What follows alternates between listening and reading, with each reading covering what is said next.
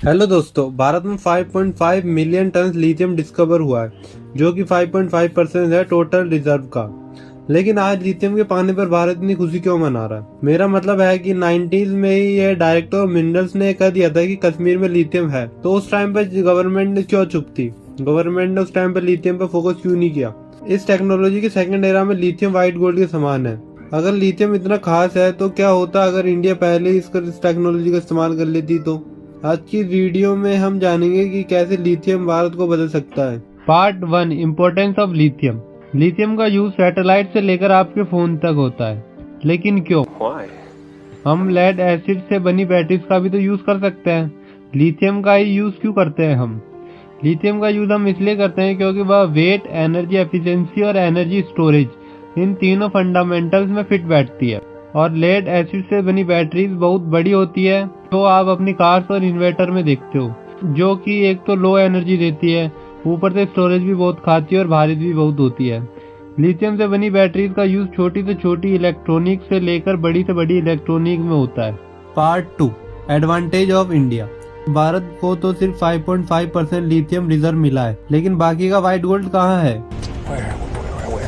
दुनिया का 50% white gold Bolivia, Argentina और चिले में पाया जाता है, जिसको लिथियम ट्रायंगल भी कहते हैं। लेकिन इनके पास इतना सारा व्हाइट गोल्ड होने के बाद भी ये देश अमीर क्यों नहीं है? इसका मतलब यह है कि अगर आपके पास लिथियम है तो भी आप लिथियम आयन से बनी बैटरी नहीं बना सकते, क्योंकि लिथियम आयन से बनी बैटरीज बनाने के लिए आपको ग्रेफाइट, निकल, कोबाल्ट जैसे और मिनरल्स की जरूरत पड़ती है। मतलब भारत को ग्रेफाइट और निकल तो इंपोर्ट करना ही पड़ेगा। लेकिन इंडिया एक डेवलपिंग कंट्री है, जो अपने लिए तो लिथियम बैटरीज बना ही लेगी। हमारी डिपेंडेंसी कम हो ही जाएगी लिथियम बैटरीज के लिए। I am not.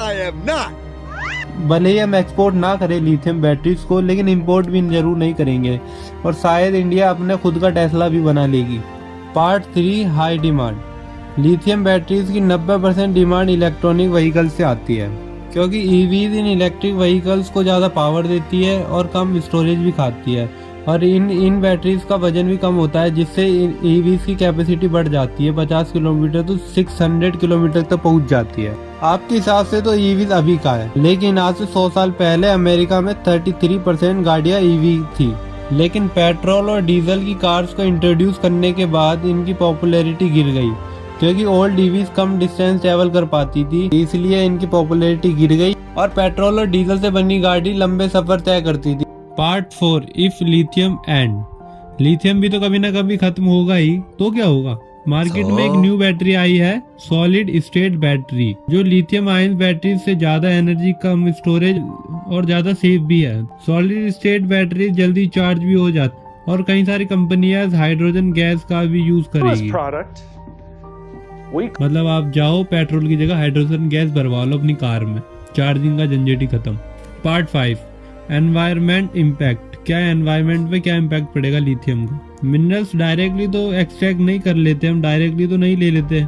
मिनरल्स को माइनिंग करना पड़ता है, फिल्टरिंग ऐसे प्रोसेस होता है मिनरल्स को लेने के लिए, और लिथियम को माइन करना एनवायरमेंट फ्रेंडली तो है नहीं।